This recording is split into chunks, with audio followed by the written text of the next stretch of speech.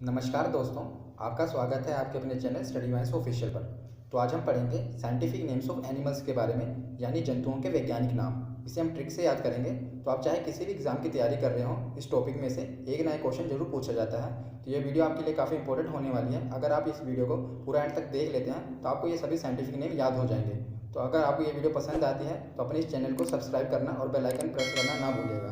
तो चलिए वीडियो को शुरू करते हैं। तो चलिए अब जंतुओं के वैज्ञानिक नाम याद कर लेते हैं ट्रिक से। हाँ, उससे पहले मैं आपको इसके पीछे की कुछ बेसिक हिस्ट्री बता देता हूँ कि आखिर साइंटिफिक नेम रखे क्यों जाते हैं। क्योंकि मेरी पूरी कोशिश यही होती है कि अगर आप वीडियो देख रहे हैं, अपना टाइम लगा रहे हैं, तो एग्जामिनर कहीं से भी क्वेश्चन पूछ ले, आपका क्वेश्चन गलत नहीं होना चाहिए। इसलिए मैं पूरी रिसर्च करके और प्रीवियस ईयर के क्वेश्चन देख कर ही वीडियो बनाता हूँ। तो इसके पीछे की हिस्ट्री से भी क्वेश्चन पूछे गए हैं, इसलिए मैंने इसे भी इंक्लूड किया है। तो आप भी अपनी तरफ से सपोर्ट करें और अपने चैनल को सब्सक्राइब जरूर कर दें अगर आप कॉम्पिटिशन एग्जाम की तैयारी कर रहे हैं। तो चलिए शुरू करते हैं, देखते हैं। तो जंतुओं के वैज्ञानिक नाम यानी साइंटिफिक नेम्स ऑफ एनिमल्स। तो नामकरण के लिए द्विनाम पद्धति यानी बाइनोमिनल नोमेनक्लेचर के बारे में बताया कि उन्होंने कार्ल लिनियस ने सुझाव दिया था कि जंतुओं के साइंटिफिक नेम रखने चाहिए। क्यों रखने चाहिए? तो जैसे आप देखें, अब उदाहरण के तौर पे बंदर को ही उठा लें, तो जो एक बंदर प्रजाति होती है, इसी के नाम हमारा भारत में ही इतनी विविधताएं पाई जाती हैं कि गुजरात में बंदर को कुछ और नाम से जाना जाएगा, तो अरुणाचल प्रदेश में बंदर को कुछ और नाम से जाना जाएगा, जबकि है वो बंदर ही, पर उसे अलग अलग नामों से ही जाना जाएगा रीजन वाइज। ऐसे फ्रांस में देख लें तो उसे कुछ और नाम से जाना जाएगा, इंग्लैंड में कुछ और नाम से जाना जाएगा। इसीलिए कार्ल लिनियस ने यह सुझाव दिया था कि जंतुओं का एक साइंटिफिक नेम रखना चाहिए, जिससे हर देश में चाहे कोई भी देश हो उसे उस साइंटिफिक नेम से जाने। तो उसके लिए उन्होंने कुछ नियम दिए थे, तो 6 नियम दिए थे। ये नियम भी एग्जाम में पूछ ले जाते हैं। तो चलिए हम इन नियमों के बारे में पढ़ लेते हैं। तो पहला नियम दिया था उन्होंने कि ये नेम लेटिन वर्ड्स में होने चाहिए। लेटिन वर्ड्स एक प्राचीन भाषा है, जैसे कि संस्कृत, ऐसे एक लेटिन भाषा है, ये भी बहुत प्राचीन भाषा है। तो उन्होंने कहा था कि ये नाम लेटिन वर्ड्स में होने चाहिए। दूसरा नियम क्या था कि ये 2 वर्ड्स यानी 2 अक्षरों का होना, 2 शब्दों का होना चाहिए। जैसे कि मनुष्य के बारे में आपको पता है, मनुष्य का साइंटिफिक नेम क्या होता है? होमो सेपियंस। तो देखिए, ये पहला वर्ड क्या है? होमो, और दूसरा वर्ड क्या है? सेपियंस। ये 2 वर्ड्स में है। कोई भी साइंटिफिक नेम हो वो हर हमेशा याद रखना 2 वर्ड्स में होता है, कभी भी एक वर्ड का नहीं होगा, हरदम 2 वर्ड का होगा। तीसरा नियम क्या था कि फर्स्ट टर्म, जो उसके 2 टर्म है ना, जैसे 2 शब्द हैं, तो जो पहला टर्म होगा वो उसके वंश को यानी जीनस को दर्शाएगा, और जो सेकेंड टर्म होगा वो उसकी स्पीसीज यानी जाति को दर्शाएगा। तो जैसे ये होमो सेपियंस है मनुष्य का साइंटिफिक नेम, तो ये जो होमो है ये फर्स्ट टर्म है, तो ये उसके वंश को दर्शाएगा, और जो ये सेपियंस है ये उसकी जाति को दर्शाएगा। ये था तीसरा नियम कार्ल लिनियस का। चौथा नियम क्या था? फर्स्ट टर्म और सेकंड टर्म, जो फर्स्ट टर्म होगी वो कैपिटल होगी। जैसे आप ये देख रहे हैं होमो, तो होमो जो ये एच है ये कैपिटल में लिखना होगा हमेशा। ये उनका चौथा नियम था। जो सेकंड टर्म था कि जो सेपियंस है, जो अभी एस को देख रहे हैं ये स्मॉल लेटर में है, आप देख रहे होंगे ये स्मॉल लेटर में सेपियंस का एस। जो होमो है उसका एच हरदम कैपिटल लेटर में ही होना चाहिए, और जो एस है सेपियंस का वो हरदम स्मॉल लेटर में होना चाहिए। ये कार्ल लिनियस का नियम था। 5वां नियम देख लेते हैं। तो 5वां नियम उन्होंने बताया था कि प्रिंटिंग मटेरियल, यानी अगर कहीं भी साइंटिफिक नेम चाहे अखबार में हो या किताबों में हम पढ़ेंगे तो हरदम इटैलिक फॉन्ट में होना चाहिए। इटैलिक फॉन्ट कौन सा होता है? जैसे मैंने ये लिखा हुआ एग्जाम्पल में, आप देखिए होमो सेपियंस लिखा हुआ है, ये इटैलिक फॉन्ट में लिखा हुआ है। मतलब कि थोड़ा सा आप देखोगे ये थोड़ा सा टेढ़ा होगा, तिरछा होगा।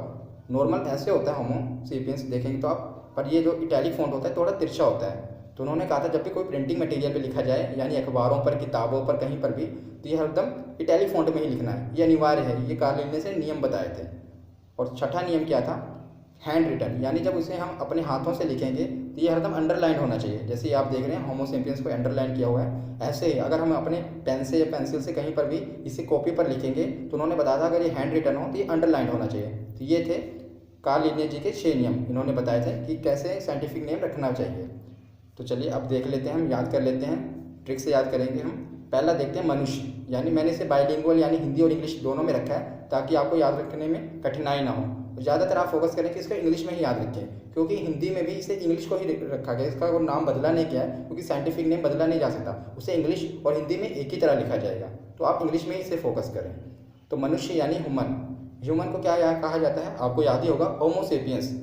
तो अगर आप इसे भी नहीं याद रखें तो मैं आपको इसके ट्रिक बता देता हूँ। आप इसे होमो में फोकस करें, जो मनुष्य होते हैं वो कहाँ पर रहते हैं? होम में। तो इससे आप इसे याद रख सकते हैं। वैसे तो आपको ये याद होना ही चाहिए कि मनुष्य को क्या कहा जाता है? होमो सेपियंस। तो चलिए अब दूसरा देखते हैं, मेढक यानी फ्रॉग। तो फ्रॉग का साइंटिफिक नेम क्या है? राना टिग्रिना। क्या? राना टिग्रिना, काफ़ी इंपॉर्टेंट है। तो इसे आप कैसे याद रखेंगे? तो अगर इसको याद रखने की ट्रिक ये है कि अगर आप मेढक की साउंड को देखेंगे तो मेढक कैसा साउंड करता है? टर टर। तो जो बरसाती मेढक होते हैं, जब बरसात होती है तो मेढक टरटराना शुरू कर देते हैं, टरटराना शुरू कर देते हैं। बस यही है हमारी ट्रिक। आप इस वर्ड शब्द पे फोकस करें, टरटराना। तो जो इसके पीछे राना है, इससे हम इसे रिलेट कर सकते हैं। तो मेढक के साउंड से हम इसे रिलेट करेंगे। मेढक टरटराता है तो टरटराना से जो राना है उसे हम याद रखेंगे राना टिग्रिना। तो मेढक का साइंटिफिक नेम क्या होता है? राना टिग्रिना। इसी तरह हम जहाँ पर ट्रिक की ज़रूरत होगी मैं आपको ट्रिक बताऊंगा, और जहाँ पर ट्रिक की ज़रूरत नहीं होगी मैं आपको रिलेट करके बताऊंगा, क्योंकि ज़्यादा ट्रिक भी हम अपने दिमाग में नहीं रख सकते। तो जहाँ जहाँ ट्रिक की ज़रूरत होगी, मुझे लगेगा कि आपको ट्रिक की ज़रूरत है, वहाँ मैं आपको ट्रिक से बताऊँगा। तो आप मेढक को ऐसे याद कर सकते हैं। अब आगे देखते हैं, बिल्ली यानी कैट। तो कैट का साइंटिफिक नेम क्या है? तो आप इसका साइंटिफिक नेम देख रहे होंगे, फेलिस डोमेस्टिका कहते हैं इसे। साइंटिफिक नेम क्या है? Felis domestica. तो इसके आप डोमेस्टिक वर्ड पे अगर आप फोकस करें, डोमेस्टिक, तो डोमेस्टिक का मतलब क्या होता है? डोमेस्टिक आप देखते हैं घरेलू। तो आप देखते हैं आजकल बिल्ली जो होती है, इसे सब पालते भी हैं। विदेशों में तो इसे बहुत पाला जाता है, भारत में भी ये चलन शुरू हो चुका है। अब भारत में भी बिल्ली को पालते हैं। तो आजकल ये घरेलू जानवर बन चुका है।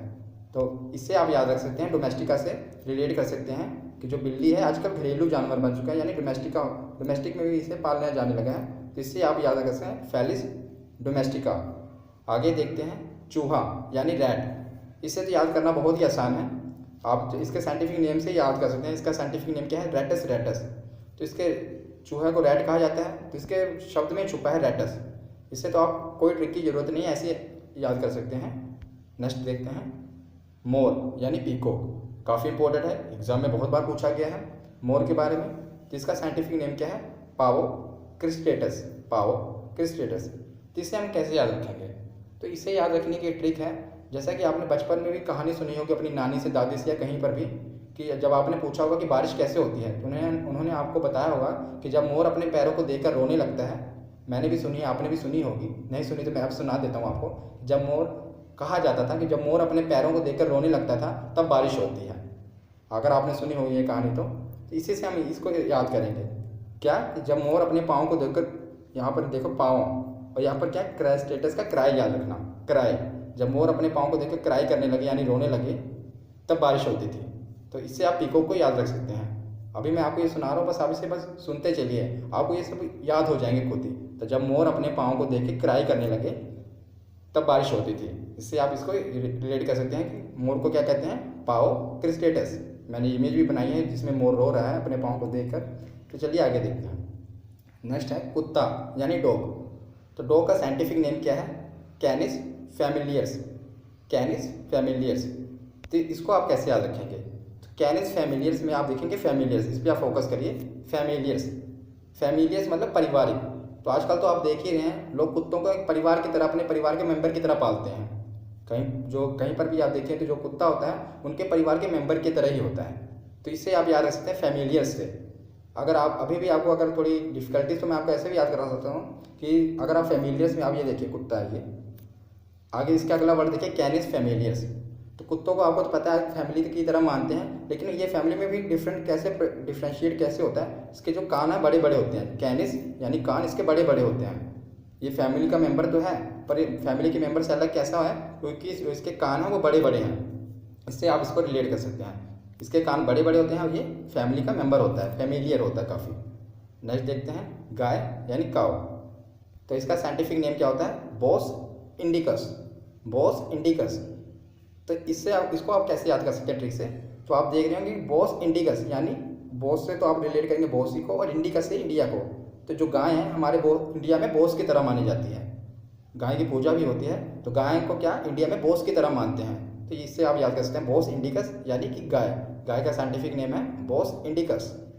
नेक्स्ट देखते हैं, भैंस यानी बफेलो। तो इसका साइंटिफिक नेम क्या होता है? बुबालस बुबालिस। बुबालस और बुबालिस। तो इसको हम कैसे, इसको कोई ट्रिक की याद करने की जरूरत नहीं है, आप इसके जो प्रोनाउंसिएशन से ही याद कर सकते हैं। देखिए इसके क्या, बुबालस बुबालिस। तो बुबालिस से ही आप इसको रिलेट कर सकते हैं बफेलो को, क्योंकि इसकी ट्रिक आप ज़्यादा याद करेंगे तो आपको याद नहीं होगी, आप ऐसे ही याद कर सकते हैं। इसकी ट्रिक क्या है? बुफेलो को आप जब इसको पढ़ेंगे बुबालस बुबालिस, तो जो बुबालस है ये बुफेलो की तरह ही है, इससे रिलेट कर लेना आपसे। चलिए आगे देखते हैं। शेर यानी लॉयन, ये भी काफ़ी इंपॉर्टेंट है। अब हम दोनों इसको शेर और ये टाइगर यानी बाघ, इसको दोनों को इकट्ठा याद करेंगे क्योंकि इनका दोनों का क्या है, पैंथेरा। इसका जो लॉयन का इसका क्या है, पैंथेरा लियो, और बाघ का क्या है, पैंथेरा टाइग्रिस। तो दोनों में पैंथेरा पाया जाता है, लिखा होता है पैंथेरा पैंथेरा। पर इसका जो आप लास्ट जो दूसरा शब्द है इससे फोकस करें तो जो लॉयन का है वो है लियो, और जो टाइगर का इसका क्या है, टाइग्रिस। इससे आप याद कर लेंगे, जो टाइगर का क्या है, टाइग्रिस, और लॉयन का क्या है, लियो। रिलेट हो रहा है ना दोनों से ये, इससे आप इसे आसानी से याद कर सकते हैं और काफ़ी इंपॉर्टेंट भी है ये, इसलिए इसे याद जरूर कर लेना।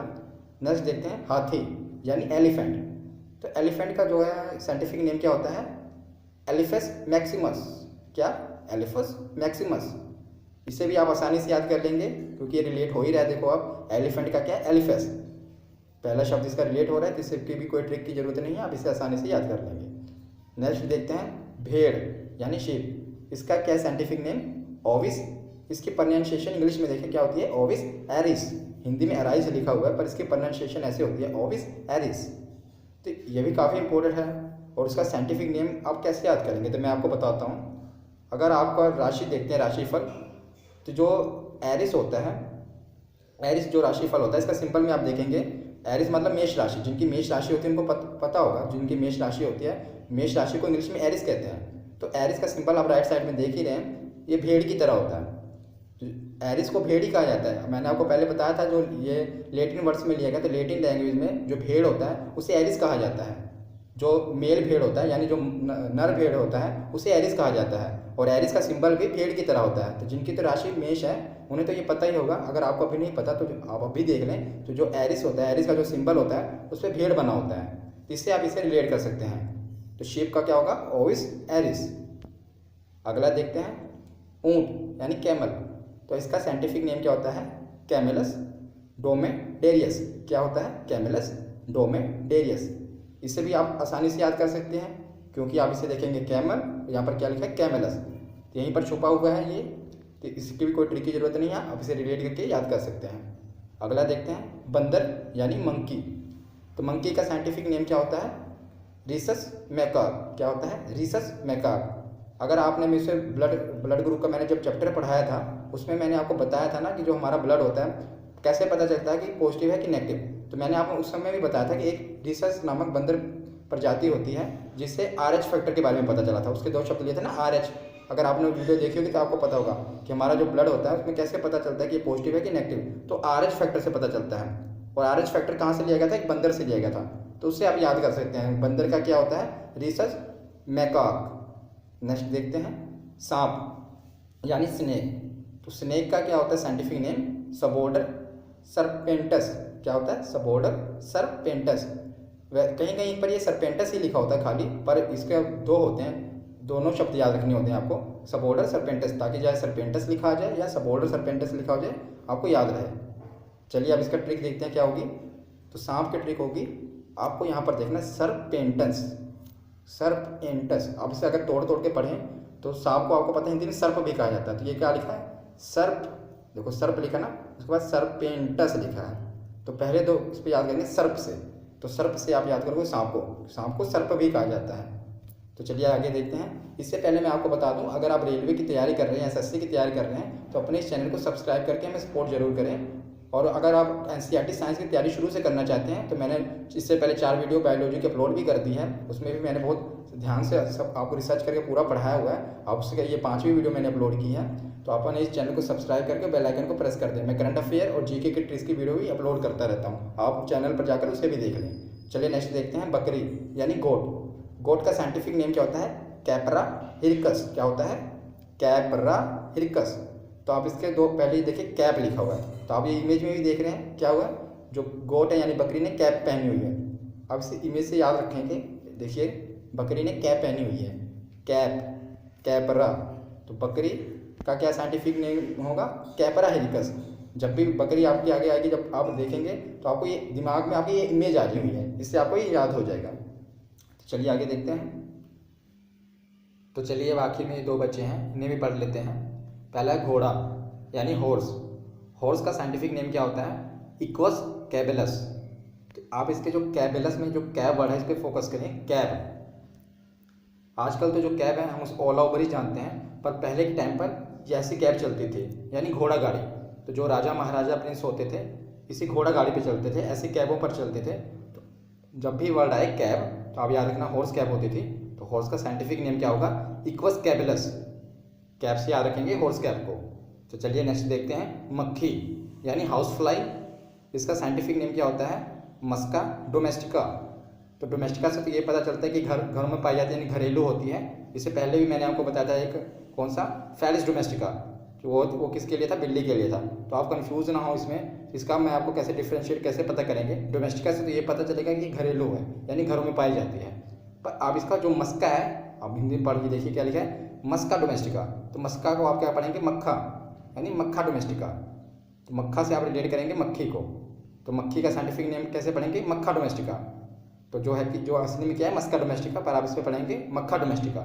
इससे आपको ये याद रहेगी। आशा करता हूँ आपको ये ट्रिक्स पसंद आई होंगी। तो आप भी अपने इस चैनल को सब्सक्राइब कर दें और बेल आइकन को प्रेस कर दें। आगे भी मैं ऐसे ही वीडियो लाता रहता हूँ। धन्यवाद।